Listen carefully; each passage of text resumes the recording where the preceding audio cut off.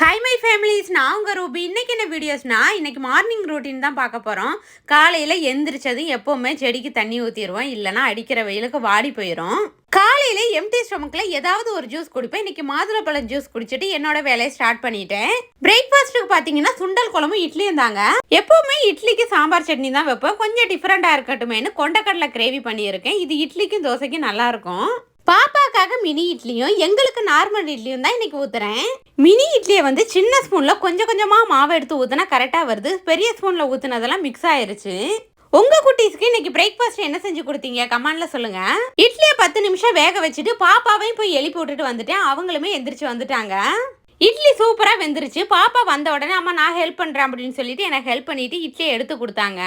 எங்க வீட்டுக்காரர்கிட்ட நான் சொன்னேன், பாத்தீங்களா பொம்பளை பிள்ளைங்கவும் அம்மாவுக்கு ஹெல்ப் பண்ணுது அப்படின்னு.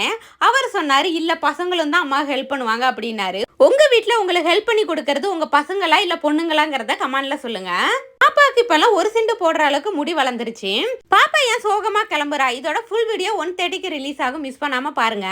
எனக்கு பாய் வச்சுட்டு ஸ்கூலுக்கு கிளம்பிட்டாங்க. இந்த மாதிரி தொடர்ந்து நம்ம வீடியோஸ் பார்க்க லவ் வித் ரூபி சேனலை ஃபாலோ பண்ணிக்கோங்க. பாய்.